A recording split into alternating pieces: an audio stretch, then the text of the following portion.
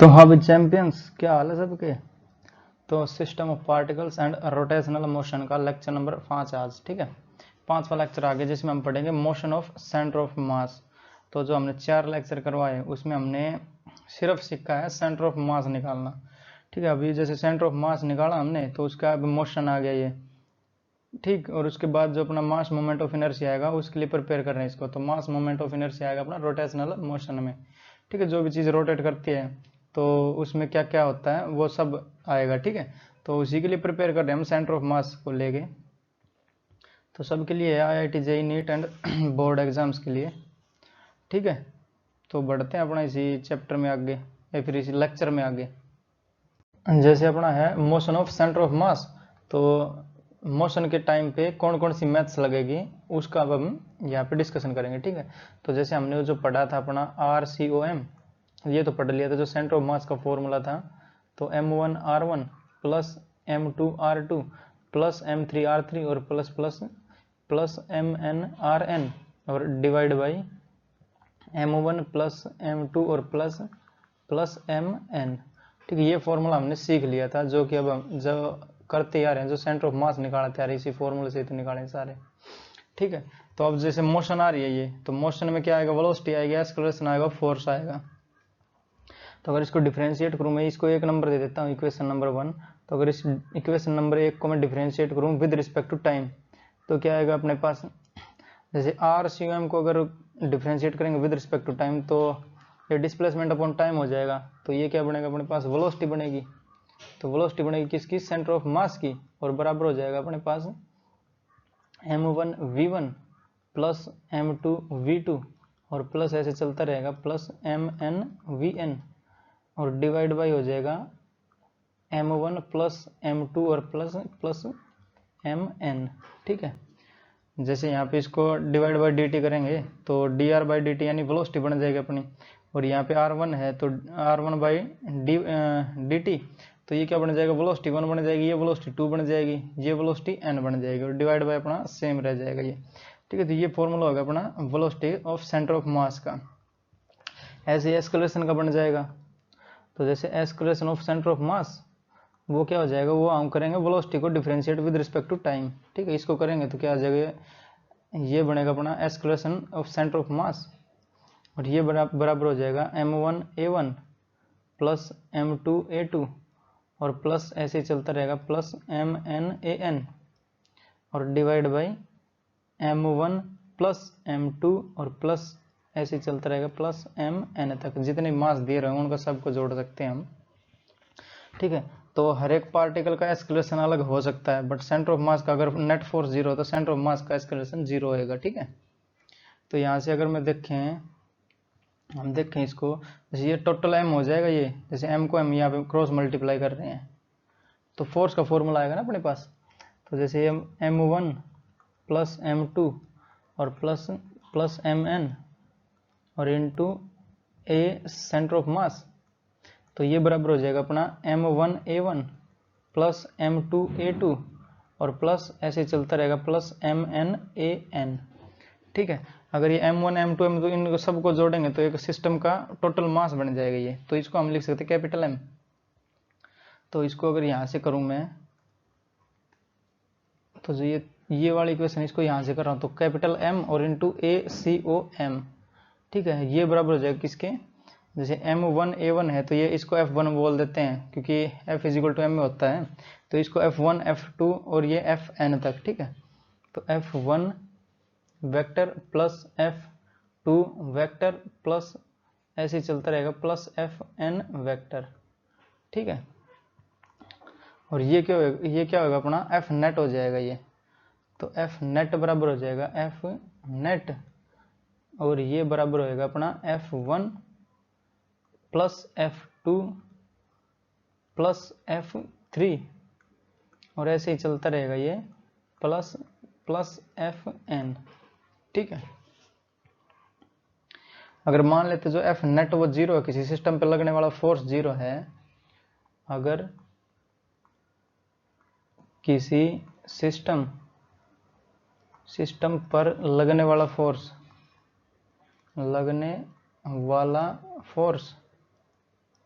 बराबर है 0 के, तो हम कह सकते हैं जो ये वाली इक्वेशन बनेगी ये एफ नेट बराबर हो जाएगा 0 और F1 2 3 और ये इनका सबका टोटल सम हो जाएगा 0 के बराबर। तो F1 plus F2 plus F3 यानी ये वेक्टर है ना, तो वेक्टर भी लगाना ज़रूरी है क्योंकि वेक्टर का खेल रहेगा ना यहाँ पे, और प्लस प्लस Fn ये इनका सब का सम हो जाएगा अपना 0। क्यों?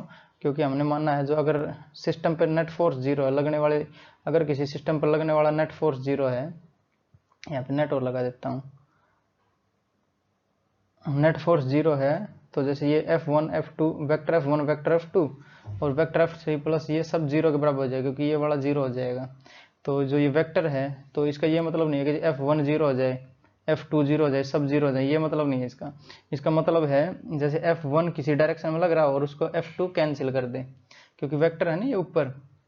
तो मान लिया एक तो ये अपना चला जाए नॉर्थ में, एक चला जाए साउथ में, और दोनों की अगर मैग्नीट्यूड सेम है तो दोनों एक दूसरे को कैंसिल कर देंगे तो 0 आ जाएगा।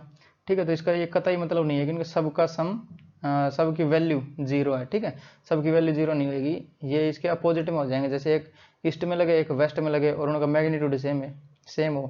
ठीक है, जैसे बता देता हूँ एक बार, ये मान लेते हैं ये वाला कुछ एफ हो जाएगा किधर, वेक्टर F1 बोल देता हूँ इसको, और एक हो जाएगा मान लेते हैं वेस्ट में, तो ये वेक्टर F, ठीक है, इसको भी 1 बोल देते हैं या फिर 2 भी बोल सकते हो, इसको 2 बोल देते हैं, पर इसका मैग्नीट्यूड सेम ले लेते हैं। तो जैसे ये कोई बॉडी है और इस पे लग रहा है फोर्स, जैसे F1 की वैल्यू 5 न्यूटन लगा दूं मैं और यहाँ F2 की वैल्यू भी 5 न्यूटन लगा दूं, तो ये दोनों आपस में कैंसिल कर देंगे ना, एक उधर लग रहा है कि इधर रहेगा, तो ये जो बॉडी है ये कहीं जाएगी, कहीं नहीं जाएगी, इधर ही रहेगी ये। ठीक है, तो F नेट है किसी लगने वाले सिस्टम पर, F नेट अगर 0 है तो ये सब 0 के बराबर होंगे, इनका सम वेक्टर सम 0 के बराबर होएगा। ठीक है, तो इनकी वैल्यू कुछ भी हो सकती है। ऐसे अगर यहाँ पे देखें हम ये वाला, तो ये एस्केलेशन कुछ भी हो सकता है जो पार्टिकल रहेंगे अपने, तो उसमें एक बार समझा देता हूँ आके, किसी सिस्टम का ले लेते हैं, एक पार्टिकल सिस्टम का करेक्शन, एक सिस्टम लेते हैं, उसमें देखते हैं फोर्स नेट 0 रहेगी और एस्केलेशन उनका रहेगा। ठीक है, जैसे ये मैंने बताया नेट, तो एक वेक्टर है ये वाला भी, एस्केलेशन भी एक वेक्टर क्वांटिटी है ना, तो ये भी वेक्टर है सब। तो अगर वेक्टोरियली जोड़ेंगे उसको तो 0 आना चाहिए वो, और उनका इंडिविजुअली कुछ भी हो सकता है उनका एस्केलेशन। ठीक है, पार्टिकल का। तो ये नेक्स्ट स्लाइड पे समझा देता हूँ इसको। जैसे अगर ये माने हम, तो ये अपने को एक सिस्टम दिया है। ठीक है, सिस्टम ऑफ पार्टिकल्स है ये, सिस्टम ऑफ पार्टिकल्स।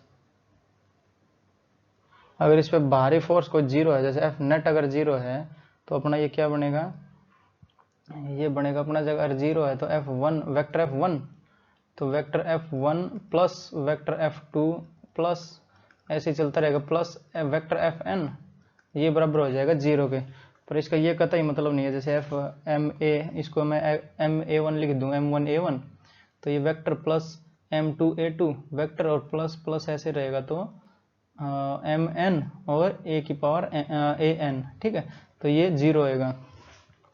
तो जो ये इंटरनल पार्टिकल्स हैं ये आपस में मोशन कर सकते हैं। ठीक है, इसका एस्केलेशन हो सकता है, बट जो सेंटर ऑफ मास रहेगा, जैसे ये पूरी बॉडी इसका सेंटर ऑफ मास मान लेते हैं ये रहेगा, तो ये बॉडी कहीं हिलेगी नहीं, इसका सेंटर ऑफ मास नहीं हिलेगा कहीं भी। ठीक है, तो इसका एक एग्जाम्पल लेके भी बताऊंगा अभी। तो इसका ए सेंटर ऑफ मास रहेगा वो भी 0 रहेगा, ए सेंटर ऑफ मास वो बराबर 0 रहेगा, क्योंकि एफ नेट इस पे लगने वाली फोर्स जो है वो 0 है, और F is equal to M A होता है, तो एफ नेट और बराबर होता है MACOM।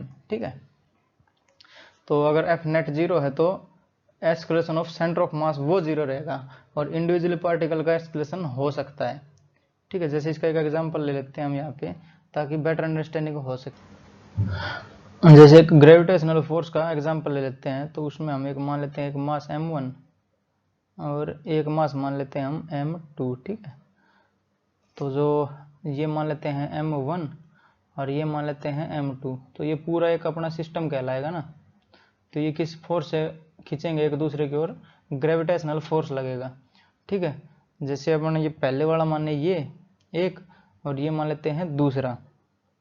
ठीक है, तो इस पे एक फोर्स लगेगी जो अट्रैक्शन की फोर्स रहती है, force on one due to two, और एक जो ये अपना सेकंड वाला है इस पे भी फोर्स लगेगी, force on two due to 1 F21, ठीक है। तो जैसे नेट फोर्स इस पे है 0, तो सेंटर ऑफ मास इसका बिल्कुल हिलेगा नहीं अपनी जगह से, बस इसका एस्केलेशन होएगा क्योंकि इस पे फोर्स लग रही है। तो ये चलता है, जैसे अपने इधर आएगा ये, तो यहाँ पे एस्केलेशन हो जाएगा और यहाँ पे भी अपना एस्केलेशन होएगा, क्योंकि फोर्स लगी तो एस्केलेशन तो होएगा ही, बट सेंटर ऑफ मास का जो एस्केलेशन रहेगा वो 0 रहेगा, क्योंकि जो भारी फोर्स है उस पर कोई फोर्स लग नहीं रही है पूरे सिस्टम पे, ठीक है।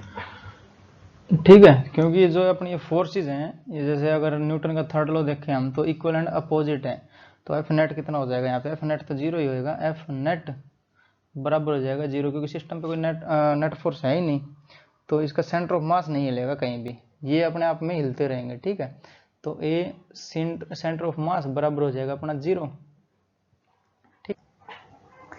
तो इसका मतलब क्या हो, जैसे एस्केलेशन सेंटर ऑफ मास 0 है, तो इसकी वेलोसिटी क्या हो जाएगी, वेलोसिटी ऑफ सेंटर ऑफ मास ये हो जाएगी कांस्टेंट, तो VCOM वो बराबर हो जाएगा अपनी कांस्टेंट, ठीक है। मतलब अगर एस्केलेशन किसी चीज का 0 तो चेंज इन वेलोसिटी तो एस्केलेशन होता है, तो अगर ये सेंटर ऑफ मास का एस्केलेशन है 0, तो सेंटर ऑफ मास की वेलोसिटी कांस्टेंट रहेगी, वैसे वो चेंज नहीं होगी वो, ठीक है, जितनी है उतनी ही रहेगी। अगर शुरुआत में 0 है तो वो पूरे थ्रू आउट उसकी मोशन में 0 ही रहेगी, ठीक है। सेंटर ऑफ मास की अगर एस्केलेशन सेंटर ऑफ मास 0 है तो उसकी velocity of centre mass constant रहेगी, वो चेंज नहीं होएगी, ठीक है।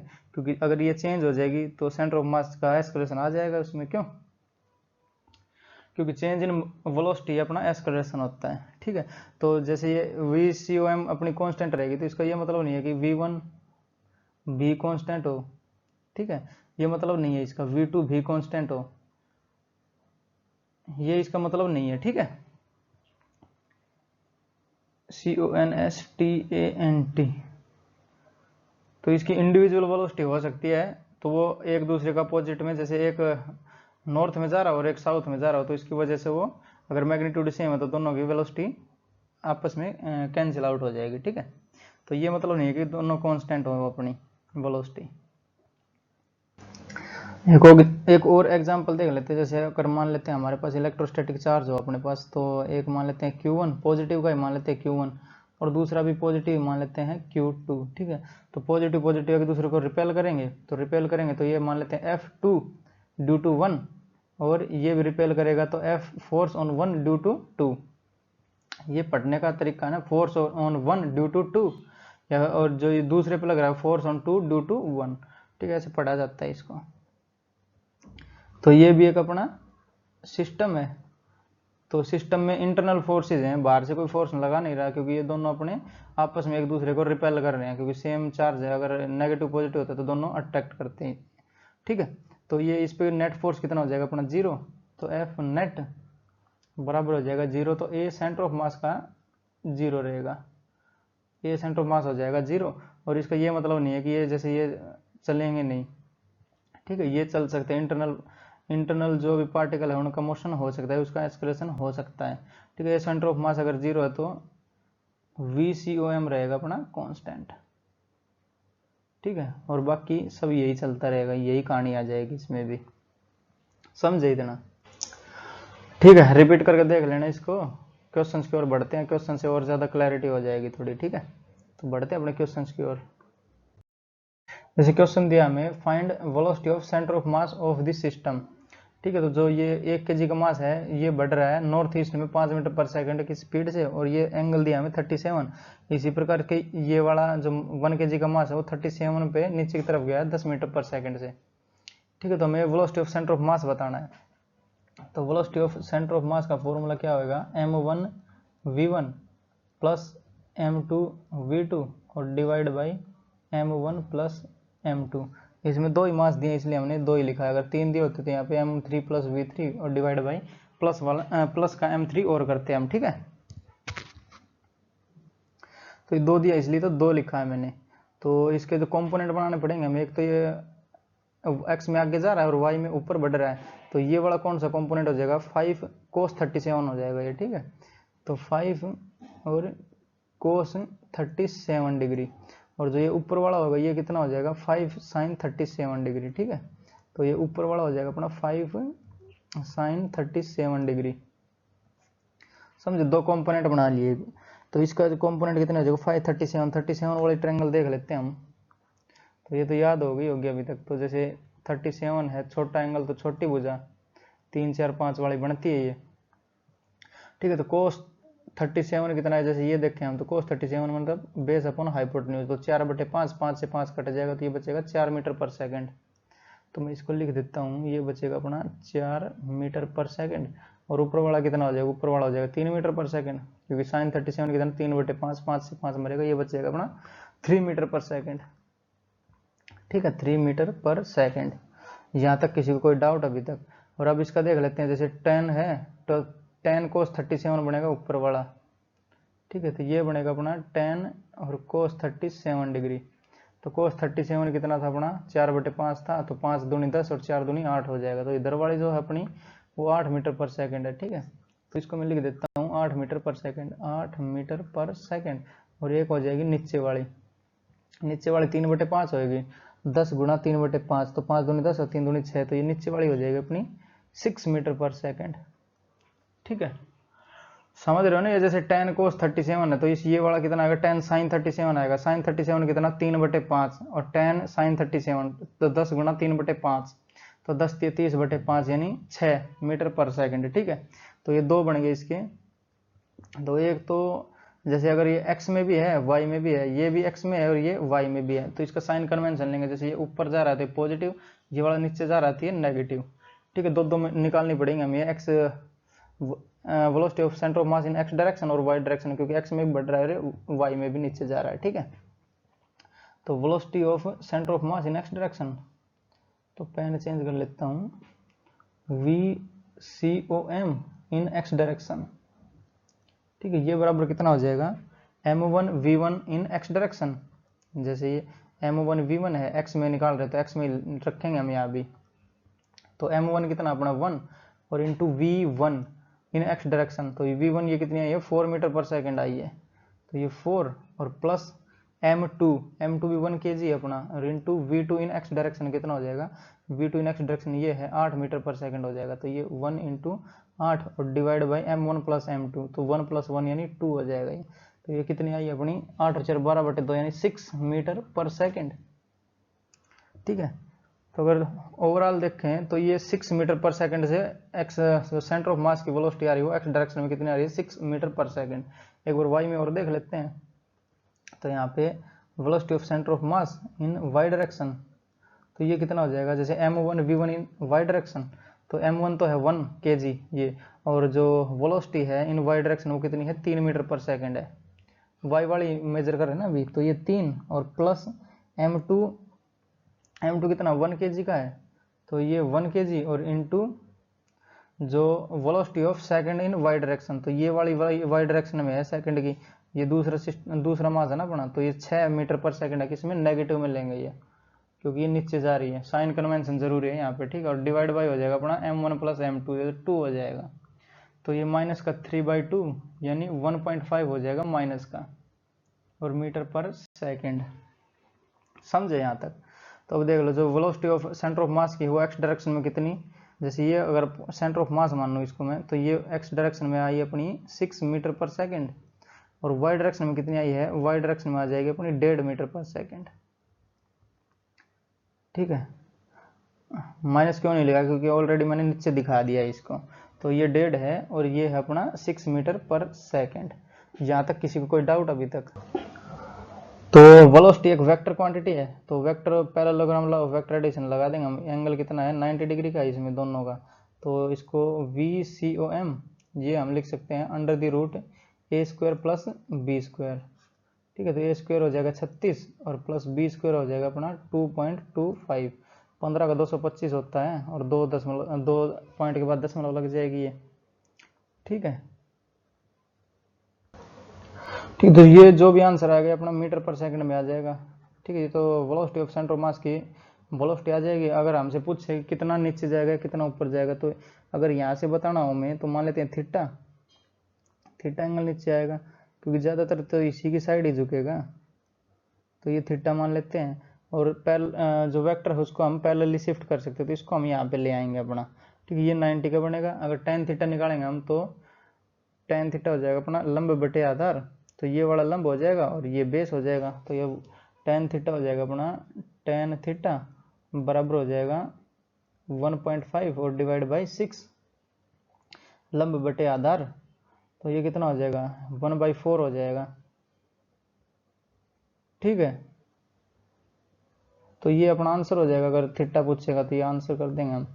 तो हमसे पूछा था वेलोसिटी ऑफ सेंटर ऑफ मास, तो ये हो जाएगी 36 + 2 38.25, इसका वर्गमूल निकाल देंगे हम। ठीक है, तो लगभग 6 पॉइंट समथिंग आएगा, क्योंकि 6 से 36 बढ़ता है, 2 का देख लो कितना, तो लगभग 6 के बराबर आ जाएगा, उसको कर देंगे हम। ठीक है, बढ़ते हैं नेक्स्ट क्वेश्चन पे। क्वेश्चन हमारा फाइंड सेंटर ऑफ मास या escalation of centre of mass of this system. तो ये वाला सिस्टम है जो पुल्ली से बंधा हुआ है, 1 kg का मास और एक 2 kg का मास है, तो इसका एस्केलेशन ऑफ सेंटर ऑफ मास बताना है। ठीक है, या फिर सेंटर ऑफ मास का एस्केलेशन बताना है हमें कितना होएगा।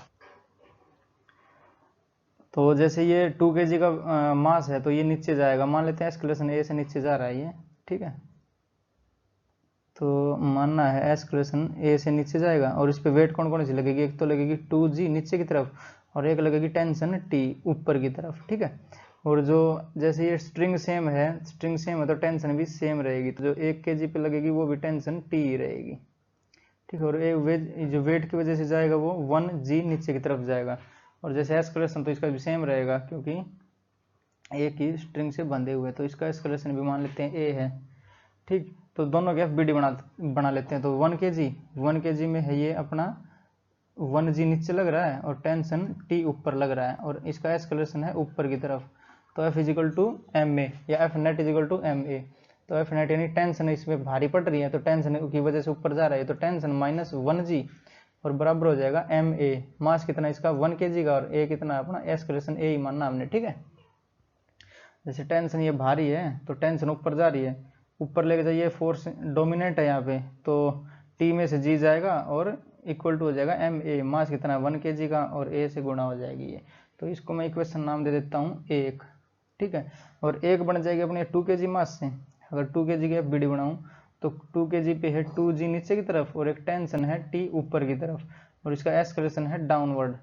तो ये कितना हो जाएगा 2g यहाँ पे डोमिनेंट कर रही है, तो 2g डोमिनेंट है, 2g - t और इक्वल टू हो जाएगा अपना ma। तो मास है अपना 2 kg और एस्केलेशन इसका a। ठीक है, तो इसको नाम दे देता हूँ इक्वेशन नंबर 2।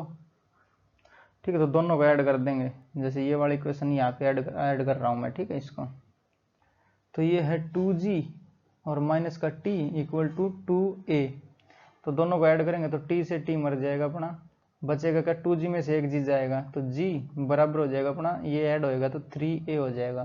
तो जो एस्केलेशन आएगा वो अपना आया है g/3। बट हमें क्या बताना है, हमें बताना है एस्केलेशन ऑफ सेंटर ऑफ मास। जैसे ये कितने से, ये डाउनवर्ड जाएगा नीचे और ये जाएगा अपना ऊपर एस्केलेशन से। तो एस्केलेशन यहाँ पे मैं लिख देता हूँ, एस्केलेशन है अपना g/3 और एक इसका एस्केलेशन है ऊपर है g/3। तो जो सेंटर ऑफ मास का एस्केलेशन निकालना हमें, तो यहाँ पे फॉर्मूला यूज करेंगे हम ACOM वाला। तो ACOM बराबर हो जाएगा m1a1 प्लस m2a2 और divide by m1 plus m2, क्योंकि दो ही अपने पास मास दिए हैं तो इसलिए दो मास वाला फॉर्मूला यहाँ पे यूज कर दिया मैंने। तो ए सेंटर ऑफ मास ACOM बराबर हो जाएगा m1 कितना है, तो m1 मान लेते हैं इसको हम, तो 1 kg वाले को 1 और इंटू A1, तो उसका कितना एस्केलेशन है g/3 है। और साइन कन्वेंशन हमें भूलना नहीं है। ठीक है, तो ये ऊपर जा रहा है तो इसलिए पॉजिटिव, ये नीचे जा रहा था इसलिए नेगेटिव लेंगे इसको हम, और ये माइनस का होगा क्योंकि नेगेटिव ले रहे हैं इसको, तो ये माइनस लगा दिया प्लस की जगह। और m1 m2 कितना है 2 kg, तो ये हो जाएगा 2 kg और इंटू A2 कितना है g/3। जैसे ये नेगेटिव g/3 तो ये नेगेटिव मैंने पहले ही लगा दिया यहाँ पे, और डिवाइड बाय हो जाएगा m1 प्लस m2, तो 2 और 1 3 हो जाएगा ये। ठीक है, तो ये कितना हो जाएगा, ये g/3, ये -2g/3, तो इसका माइनस का g/3 बचेगा और डिवाइड बाई 3 हो जाएगा, तो ये हो जाएगा दिस इम्प्लाइज माइनस का g/9। ठीक है, मीटर पर सेकंड स्क्वायर। तो एस्केलेशन ऑफ सेंटर ऑफ मास अपने पास आ गया माइनस का g/9 मीटर पर सेकंड स्क्वायर। जैसे 2 kg भारी है तो इसके अपनी ओर खिसका लेगा ना सेंटर ऑफ मास को, तो इसलिए माइनस का 2g/9 मीटर पर सेकंड स्क्वायर इसका आंसर आएगा। ठीक है, तो बढ़ेंगे नेक्स्ट क्वेश्चन पे।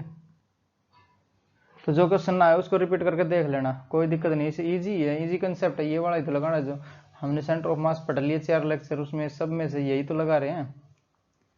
ठीक है, तो बढ़ते हैं नेक्स्ट क्वेश्चन पे। तो क्वेश्चन दिया हमें, what will be the displacement of boat when the man comes to end B. जैसे ए और बी का एंड है, दोनों जो अपनी बोट है इसका, तो जो मैन ए है अपने पास 60 kg का है और वो चलता है इसके ऊपर, तो जैसे बी पॉइंट पे आएगा तो ये जो बोट है अपनी ये कितनी पीछे खिसक जाएगी, कहाँ पे खिसकेगी वो हमें बताना है। ठीक है, तो क्वेश्चन समझ में आ गया।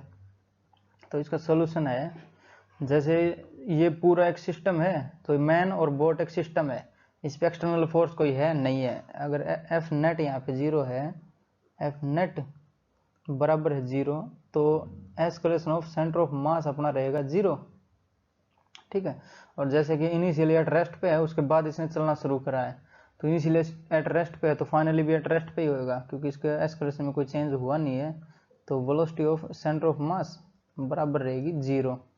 बट इसका ये मतलब नहीं है कि ये जो जैसे ये चल रहा है तो इसकी भी 0 हुई, ये भी 0 हुई, नहीं, क्योंकि ये अपने आप में अंदर अंदर मोशन कर रहे हैं। ये पार्टिकल हो गए ना एक सिस्टम के, तो अंदर वाले पार्टिकल मोशन कर सकते हैं, उनका एक्सेलरेशन हो सकता है और वेलोसिटी भी हो सकती है उनकी। ठीक है, तो जैसे यहाँ पे इनकी वेलोसिटी और एक्सेलरेशन है दोनों के पास, समझे इतना। ठीक है, तो यहाँ पे फॉर्मूला लगा देंगे हम RCOM वाला, RCOM क्योंकि हमें चाहिए डिस्प्लेसमेंट, तो R के डिस्प्लेसमेंट के लिए तो M1 R1 plus M2 R2 और divide by M1 plus M2। ठीक है, जैसे देख रहे हो एक्सेलरेशन इसके पास 0 है, तो वेलोसिटी ऑफ सेंटर ऑफ मास 0, मतलब वो अपनी पोजीशन से हिलेगा नहीं, जो भी सेंटर ऑफ मास जहाँ पे रहेगा वो अपनी पोजीशन से नहीं हिलेगा, तो सेंटर ऑफ मास यहाँ पे 0 हो जाएगा RCOM। तो इसको मैं करूँगा RCOM 0, क्योंकि सेंटर ऑफ मास रहेगा अपने रेस्ट पे।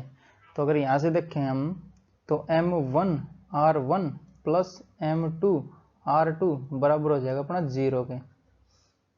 ठीक है, अब इससे आगे देखते हैं क्या कहानी बनेगी। साइन कन्वेंशन को भूलना नहीं है इसमें, बट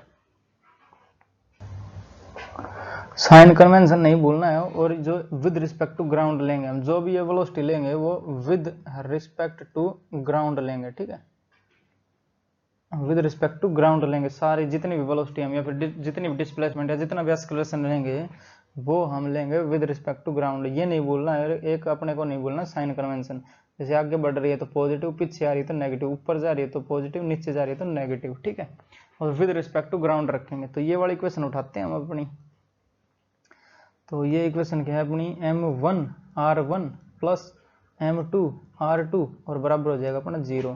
तो M1 मान लेता हूँ मैं अपना, जो 60 kg का बंदा है ये वाले मान लेता हूँ, तो M1 हो जाएगा अपना 60 kg और इंटू X1। तो X1 जैसे मान लेते हैं आगे बढ़ेगा 4 मीटर यहाँ पे बढ़ा, बट बोट है वो जो पीछे खिसक जाएगी, तो ये मान लेते बोट खिसक रही है पीछे X। ठीक है, तो X मीटर खिसक रही है पीछे, तो जो जैसे बंदा 4 मीटर चला बट जो बोट इसको खिसका के पीछे ले आएगी, तो जो ग्राउंड पे रहेगा, जैसे ऑब्जर्वर ग्राउंड पे रहेगा, तो उसको क्या लगेगा कि 4 मीटर तो ये आगे चला बट इसको बोट X मीटर पीछे ले आई, तो 4 माइनस एक्स ही चल पाएगा वो, तो 4 माइनस एक्स।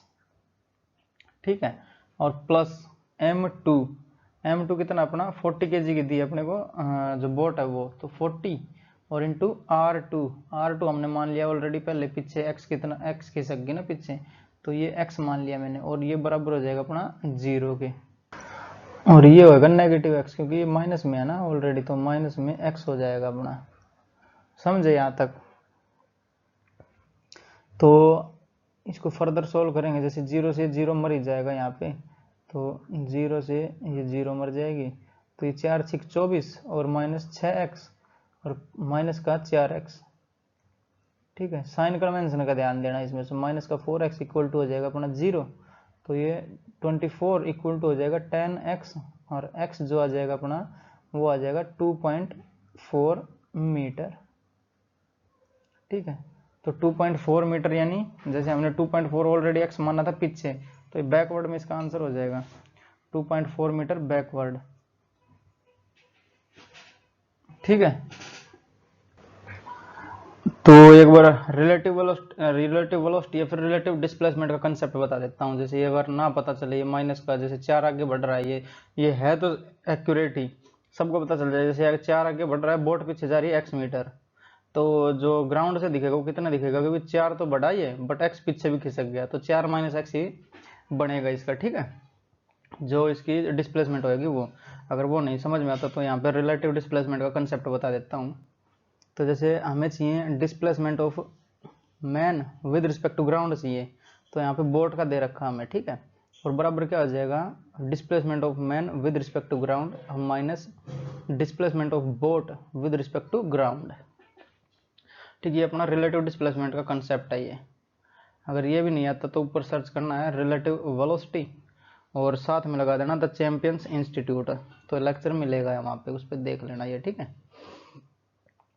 तो displacement of man with respect to boat, तो मैन बोट के हिसाब से कितना चला, 4 मीटर चला, तो यहाँ पे हम लिखेंगे 4 मीटर बराबर velocity of man with respect to ground, ये हमें निकालना है, या displacement of man with respect to ground हमें निकालना है, minus displacement of boat with respect to ground, जैसे हमने मानना है पीछे गई है, तो यहाँ माइनस पीछे गई है, तो यहाँ पे हम साइन कन्वेंशन भी रखेंगे ना, तो माइनस का x कर देंगे यहाँ पे।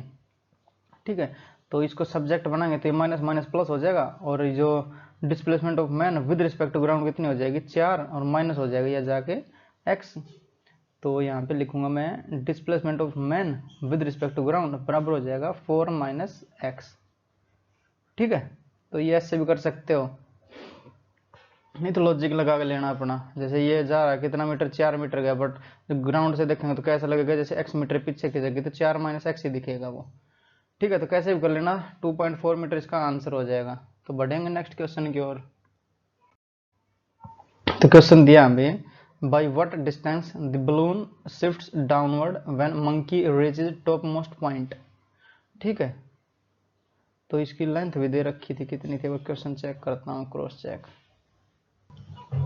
तो इसकी लेंथ दे रखी है L। ठीक है, तो कैपिटल L इसकी लेंथ मान लेते हैं हम। तो सोल्यूशन क्या होगा इसका, जैसे ये ऊपर वाला तो अपना हो गया बलून, और ये मंकी इसको ऊपर चढ़ रहा है। ठीक है, तो ये एक सिस्टम हो जाएगा, सिस्टम पे बाहरी कोई फोर्स है नहीं, इंटरनली खेल रहे हैं, जैसे मंकी इसके ऊपर चढ़ रहा है और ये बलून नीचे आ रहा है। ठीक है, तो सेंटर ऑफ मास इसका रहेगा 0, मतलब खिसकेगा नहीं, जहाँ पे था वहीं पे रहेगा। तो RCOM बराबर हो जाएगा अपना M1R1 प्लस M2R2 और divide by M1 plus M2। ठीक है, क्योंकि नेट फोर्स 0 है सिस्टम पे, तो एस्केलेशन ऑफ सेंटर ऑफ मास 0 रहेगा, तो सेंटर ऑफ मास जहाँ था वहीं पे रहेगा। ठीक है, तो इनिशियली क्या ये रेस्ट पे था, उसके बाद मंकी ने चढ़ाना शुरू करा। ठीक है, तो जो सेंटर ऑफ मास था जहाँ पे था वहीं पे रहेगा, तो मतलब उसमें चेंज 0 का हो जाएगा। ठीक है, तो ये RCOM में कर देता हूँ 0 यहाँ पे। तो ये टोटल कितना हो जाएगा, जैसे M1R1 और प्लस M2R2 बराबर हो जाएगा 0 के। तो ये वाला ही पकड़ के चलना हमने, जो इक्वेशन अपने पास आई है ये। ठीक है, तो मान लेते हैं जैसे ये मंकी L लेंथ चढ़ेगा तो जो बलून है वो x नीचे आ जाएगा, मान रहे हैं हम। ठीक है, तो मान लेते हैं जो बलून है ये x मीटर हाइट नीचे आ जाएगा अपना। तो ग्राउंड से देखने पे कितना लगेगा, ग्राउंड से देखने पे लगेगा जो मंकी है वो L की बजाय L - x चढ़ा है। ठीक है, तो मंकी को मैं M1 बोल देता हूँ यहाँ पे। तो M1 कितना अपना, मंकी का मास M है, और R1 कितना हो जाएगा, जैसे ये L ऊपर चढ़ेगा तो हमें लगेगा L तो चढ़ गया, बट जो बलून है बलून की वजह से पूरा नीचे खिसक जाएगा ना सिस्टम, तो ये कितना हो जाएगा L - x दिखेगा। ठीक है, तो ये हो जाएगा L - x और प्लस M2 को मान लेते हैं, जैसे बलून का मास है M, कैपिटल M दे रखा है ना ये, तो बलून का मास मैंने M मान लिया। और R2 कितना हो जाएगा, R2 है जैसे ये नीचे खिसका है, तो साइन कन्वेंशन के हिसाब से जो x है वो नेगेटिव का रखेंगे हम यहाँ पे, तो ये हो जाएगा अपना माइनस का x, और ये बराबर हो जाएगा 0 के। ठीक है, तो हम ये M और इसको खोल देते हैं यहाँ पे, तो ML माइनस MX और माइनस MX बराबर हो जाएगा 0। ठीक बेटे, हमें x की वैल्यू चाहिए ना, क्योंकि क्या है, क्या पूछा है, जैसे distance of balloon shift downward, तो कितने नीचे खिसका, तो x की वैल्यू बतानी है हमें। तो ये हो जाएगा अपना ML बराबर हो जाएगा M प्लस M और इंटू x। तो x की वैल्यू लास्ट में कितनी आएगी अपने पास, x आएगा अपना ML और बटे M plus M, capital M। ठीक है, तो ये मीटर, इतना मीटर में इसका आंसर हो जाएगा।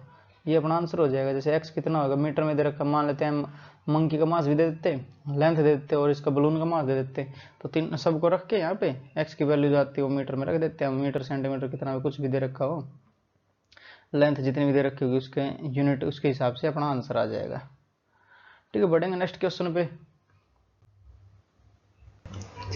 क्वेश्चन दिया हमें find the distance moved by the ways on a smooth surface. तो ये वाला वेज है अपना, ठीक है, जो 10 एम का मास है ना वो वाला, तो स्मूथ सरफेस है, जैसे ये वाला सरफेस है ये हमें स्मूथ दिया है मतलब फ्रिक्शन लेस है ये। When block M reaches down most point, तो ये लेंथ एल है इसकी और जो ये डाउन मोस्ट पॉइंट यहाँ पे पहुंचना है, तो इसका जो 10 मीटर है वो कितना पीछे खिसकेगा वो हमें आंसर बताना है इसका। समझे क्वेश्चन? तो इसका सोल्यूशन हो जाएगा, सोल्यूशन जैसे ये मास एम गिरता रहेगा अपना ग्रेविटी से, तो जो ये यहाँ पे सिर्फ फ्रिक्शन लेस है ये, क्योंकि दे रखा है ना स्मूथ सरफेस, तो ये वाला सरफेस है फ्रिक्शन लेस, तो जैसे जैसे ये नीचे गिरेगा तो 10 kg का मास पीछे खिसकेगा। ठीक है, तो मान लेते हैं जब ये नीचे आ जाएगा तो ये x मीटर खिसक जाएगा पीछे, जो 10 kg का मास है वो, अगर ये पूरा नीचे आ गया तो।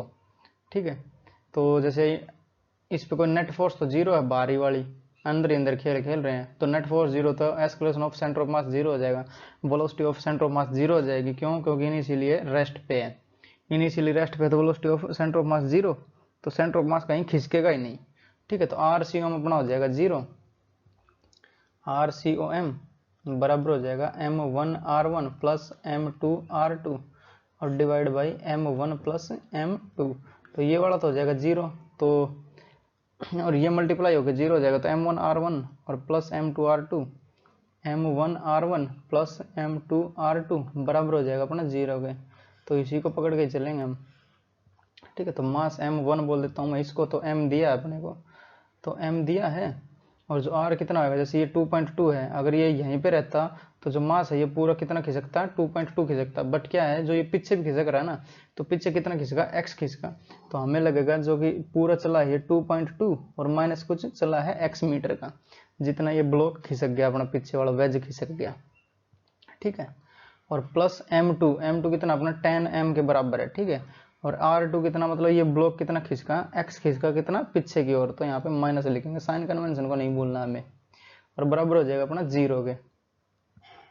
ठीक है, तो यहाँ पे m से m तो मर ही जाएगा, जैसे ये m और ये m मर जाएगा यहाँ पे, तो अपने पास बचेगा क्या, 2.2 और माइनस x और माइनस का 10x और बराबर हो जाएगा जीरो, तो जो 11x बराबर हो जाएगा 2.2, और जो x की वैल्यू आएगी वो अपनी कितनी हो जाएगी, 11 दूनी 22 यानी 0.2।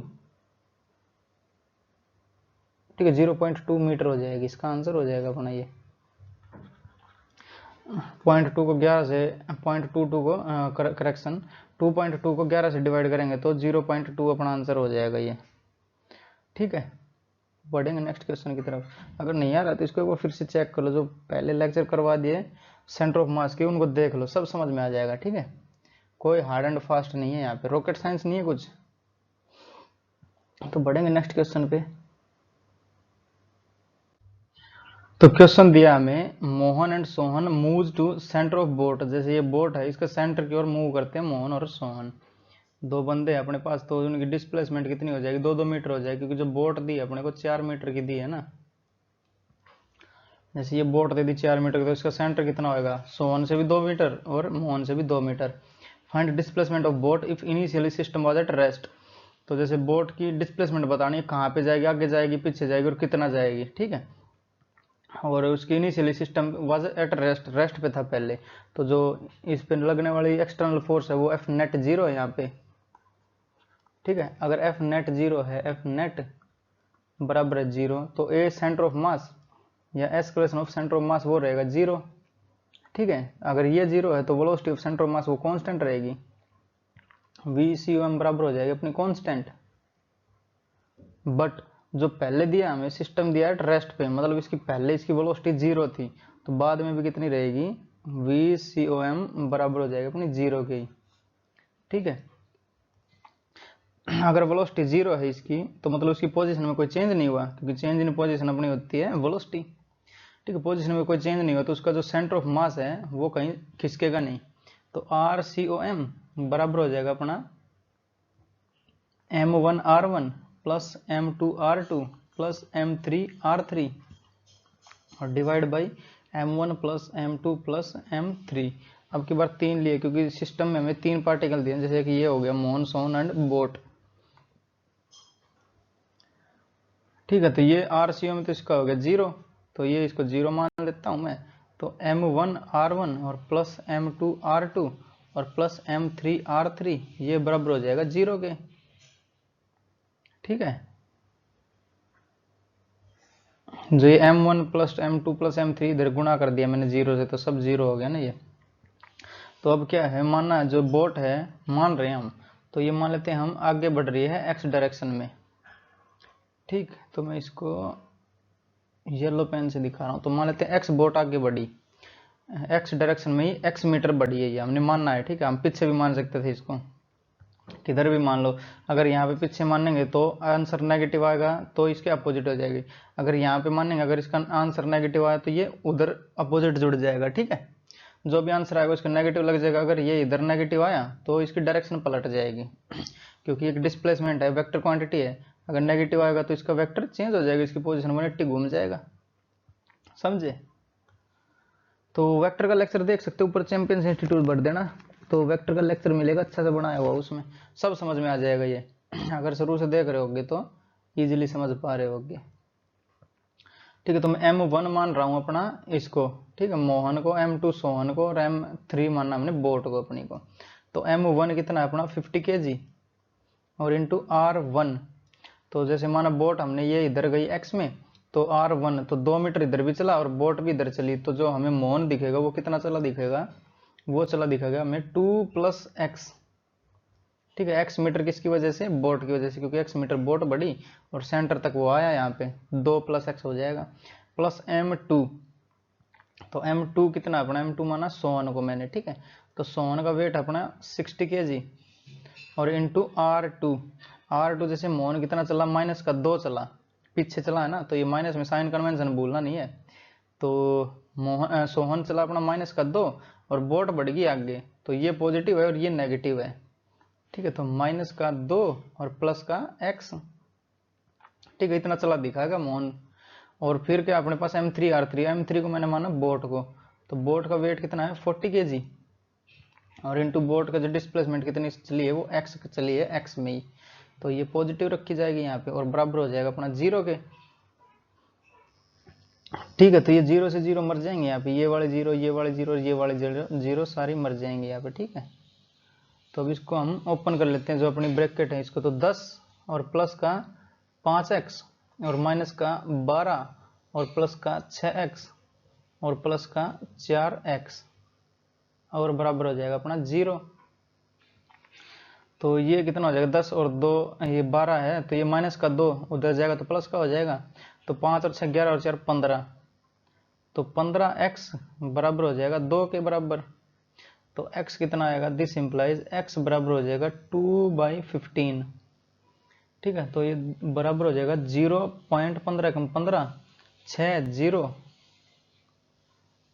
15 5 0 15 3 45 5 0 15 3 45, तो 1.3 मीटर। और अगर पॉजिटिव आया तो हमने सही माना, इसकी डायरेक्शन मतलब इधर ही बढ़ रहा है, तो जो अपनी बोट बढ़ेगी ये अपना आंसर हो जाएगा 0.13 मीटर बढ़ेगी। ठीक है, तो ये अपना हो गया आंसर इसका।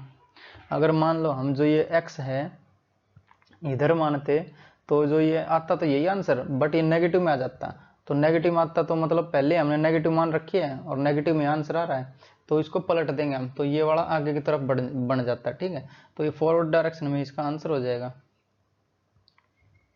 ठीक है, तो बढ़ेंगे लास्ट क्वेश्चन की ओर, उसके बाद लेक्चर को करेंगे रैप अप। ठीक है, तो क्वेश्चन है हमारा तो ये मोहन और ये ट्रॉली अपनी, तो मोहन और ट्रॉली के बीच का जो ना, ट्रॉली और जो ग्राउंड है उसके बीच का जो फ्रिक्शन कोएफिशिएंट है वो 0, मतलब ये स्मूथ सरफेस है।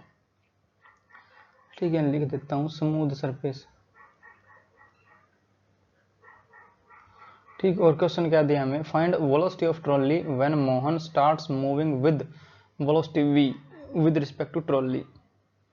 तो जब की बार मोहन है वो ट्रॉली के रिस्पेक्ट में वी वेलोसिटी से चल रहा है, बट हमें सब चीजें देखनी है ग्राउंड से, ठीक है, ग्राउंड फ्रेम से। तो पहले तो हम इस जो मोहन है उसकी ग्राउंड के रिस्पेक्ट में वेलोसिटी निकाल लेते हैं। तो वेलोसिटी ऑफ मोहन, और हमें बताया ट्रॉली के रिस्पेक्ट में पता है, ठीक है। तो velocity of Mohan with respect to ground minus velocity of trolley with respect to ground, ठीक, ये सोल्यूशन है इसका। तो velocity of Mohan with respect to trolley कितनी है, v दी है हमें, v, तो यहाँ पे हम v रखेंगे, बराबर हो जाएगा velocity of Mohan with respect to ground हमें पता नहीं, और minus velocity of trolley with respect to ground. तो इसको हम मान लेते हैं u वेलोसिटी से पीछे जा रहा है, ठीक है। जैसे ये आगे बढ़ेगा तो वेलोसिटी पीछे जाना पड़ेगा ना, क्योंकि जिस पे जो एक्सटर्नल फोर्स है वो जीरो है, मतलब इसका सेंटर ऑफ मास चेंज नहीं होगा ना, क्योंकि ए सेंटर ऑफ मास या एस का सेंटर ऑफ मास जीरो हो जाएगा, वेलोसिटी हो जाएगी कांस्टेंट। और पहले क्या दिया है, पहले इस रेस्ट में ही था, क्योंकि वो उसके व्हेन मोहन स्टार्ट्स मूविंग, तो पहले रेस्ट पे था, तो वेलोसिटी जीरो हो जाएगा, तो उसकी पोजीशन चेंज नहीं होएगी, ठीक है। तो आर सी ओ एम बराबर हो जाएगा, या फिर वी सी ओ एम करते हैं आपकी बार, क्योंकि वेलोसिटी पूछिए, तो वी सी ओ एम बराबर हो जाएगा अपना m1v1 प्लस m2v2 और divide by m1 plus m2। तो velocity of centre of mass zero हो जाएगा, क्योंकि इसीलिए रेस्ट पे था। तो m1v1 बराबर हो जाएगा m2v2 और करेक्शन प्लस m1v1 और प्लस m2v2 बराबर हो जाएगा जीरो के, क्योंकि ये जीरो है तो ये पूरा जीरो बन जाएगा ना, m1v1 प्लस m2v2 बराबर हो जाएगा जीरो के। तो इस वाले इक्वेशन को पकड़ के हम इक्वेशन सोल्यूशन निकाल लेंगे इसका, ठीक है। तो ये मानना मैंने u वेलोसिटी से पीछे जा रही है, ठीक है, क्योंकि ये पूरा करना भी तो पड़ेगा इसका, तो u वेलोसिटी से पीछे, क्योंकि ये आगे बढ़ेगा तो इसका सेंटर ऑफ मास चेंज नहीं होना तो चाहिए, तो ये ट्रॉली को पीछे बढ़ाना ही पड़ेगा, तो उसकी वेलोसिटी मैंने u मानी है, तो यहाँ पे मैं रखूंगा माइनस का u, क्यों, क्योंकि साइन कन्वेंशन है, पीछे ट्रॉली पीछे जा रही है मानना हमने, तो ये माइनस तो ये वाला है, और ट्रॉली माइनस पीछे जा रही थी, ये मैंने पीछे कर दिया ये, ठीक है। तो velocity of man with respect to ground कितना आ जाएगा, तो ये माइनस माइनस प्लस हो जाएगा, और velocity of man with respect to ground हो जाएगा अपना v और माइनस u, ठीक है। स्वाभाविक भी है ये, जैसे ये मोहन है जो v वेलोसिटी से आगे बढ़ रहा है, ठीक है, और जो ट्रॉली है वो पीछे जा रही है u से, तो हमें ग्राउंड से देखने में क्या लगेगा, मोहन v से तो बढ़ रहा है, पर ट्रॉली इसको पीछे भी ला रही है u, तो v माइनस u ही होएगा, ठीक है। तो ये velocity of Mohan with respect to ground आ गई अपने पास, ठीक है। अब इस वाले फॉर्मूले में देख लेते हैं, जो m1 है वो मोहन को मान रहा हूं मैं, और m2 मान रहा हूं ट्रॉली को, ठीक है। तो m1 अपना हो जाएगा मोहन का मास m, m1 ही बोल देता हूँ उसको, और v1 यानी मोहन की वेलोसिटी, तो मोहन बढ़ रहा है आगे, ठीक है, और विद रिस्पेक्ट टू ग्राउंड है ये वाली, तो v माइनस यू लिखूंगा मैं यहाँ पे, v माइनस यू और प्लस m2, तो m2 को m2 रहने देता हूँ जो ट्रॉली का मास है, और v2 ये मतलब ये पीछे जा रहा है u वेलोसिटी से, तो यहाँ पे माइनस का u रखूंगा, बराबर हो जाएगा अपना जीरो के, ठीक है। तो m1v और माइनस m1u और माइनस का m2u बराबर हो जाएगा अपना जीरो। तो u हमें निकालना पड़ेगा क्योंकि वेलोसिटी पूछी किसकी, ट्रॉली की, ठीक है। Find velocity of trolley when Mohan starts moving, तो ये u निकालना है हमें, तो यहाँ पे u को सब्जेक्ट बनाएंगे ना हम, तो जैसे ये दोनों को उधर लेके जाता हूँ, तो क्या बचेगा अपने पास m1v और बराबर हो जाएगा अपना m1 प्लस m2 और इंटू u, ठीक है। और u की वैल्यू हमें बतानी है, तो u अपना हो जाएगा, u बराबर हो जाएगा अपना m1v और divide by m1 plus m2, ठीक है। ये अपना आंसर हो जाएगा इसका, ठीक है। तो रोकते हैं लेक्चर को यहीं पे, तो पढ़ाई करते रहें, ऑल दी वेरी बेस्ट। अभी तो इसकी सीरीज चलने वाली है बहुत, सेंटर ऑफ मास बहुत चलेगा अभी, ठीक है। जैसे अभी इसका मोशन आ गया, अभी फोर्स की बात हो जाएगी, फिर अपना चलेगा रोटेशनल मोशन पूरा, या फिर कोलिजन करवाएंगे उसके बाद, ठीक है। तो अभी तो ये 1-2 लेक्चर और बनेंगे इसके, तो पढ़ाई करते रहें, ऑल दी वेरी बेस्ट। मिलेंगे नेक्स्ट लेक्चर में।